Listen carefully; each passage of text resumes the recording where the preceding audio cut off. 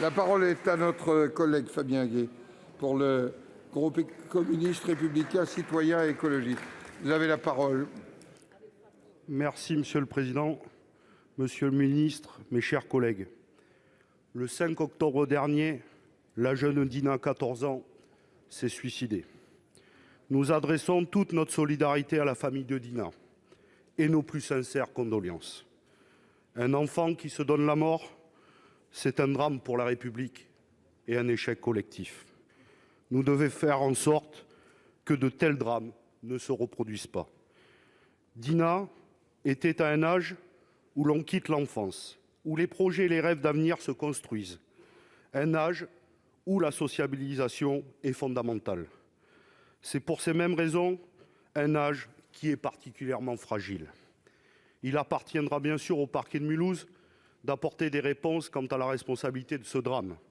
Mais il semble que Dina ait été victime de harcèlement scolaire. Aujourd'hui, plus de 700 000 élèves sont susceptibles d'en être victimes.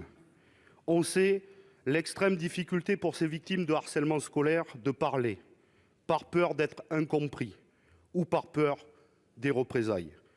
Ils doivent être accompagnés et trouver une oreille attentive.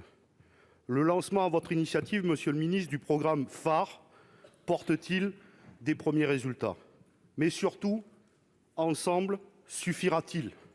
Nous pensons qu'il est vital d'enrayer la disparition progressive des personnels médico-sociaux dans les établissements. Je ne peux parler ici de ce sujet difficile, très délicat, teinté d'une émotion forte, sans évoquer les raisons de ces violences. Sans aucun doute, elles sont aussi multiples et complexes.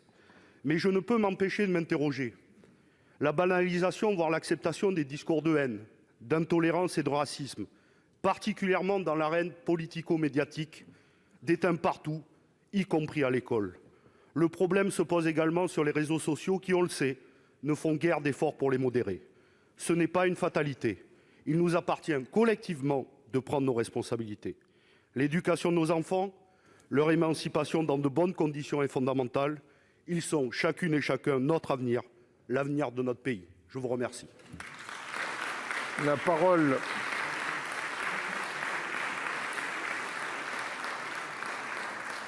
est à Monsieur le ministre de l'Éducation nationale, de la jeunesse et des sports. Monsieur Blanquer, vous avez la parole. Merci Monsieur le Président, Mesdames et Messieurs les sénateurs, Monsieur le sénateur Fabien Gay.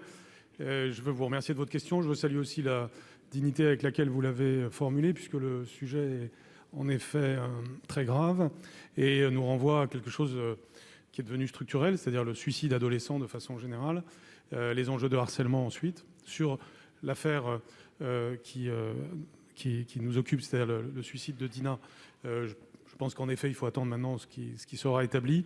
Plus globalement, c'est notre stratégie sur le sujet qui doit être envisagée. La première chose que je voudrais dire, c'est qu'évidemment, c'est la prévention qui est le point le plus important.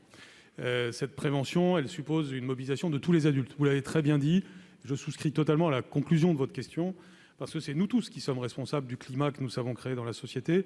Donc une façon apaisée de se parler entre nous, c'est aussi une façon de contribuer à la résolution de ce problème.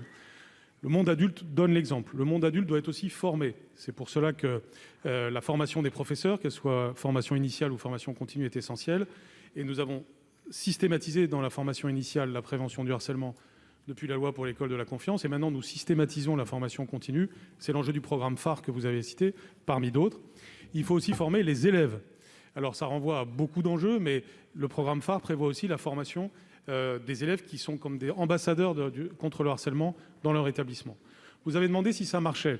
La généralisation date de cette rentrée, mais il y a eu une expérimentation dès l'année dernière. Et donc, on a des premiers résultats, là où nous l'avons expérimenté, qui sont très encourageants.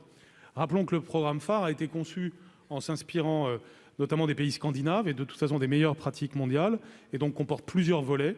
Mais les deux volets que je viens de mentionner, c'est-à-dire les élèves d'une part, les professeurs d'autre part, en termes de formation, c'est efficace. C'est surtout efficace contre le harcèlement. Il faut être plus efficace contre le cyberharcèlement. Je serai amené à me réexprimer sur ce point, mais en effet, c'est une stratégie qui comporte plusieurs volets. Et bien entendu, je suis très ouvert à toutes les propositions pour aller toujours plus loin dans cette cause qui, en effet, est une cause essentielle. Je vous remercie.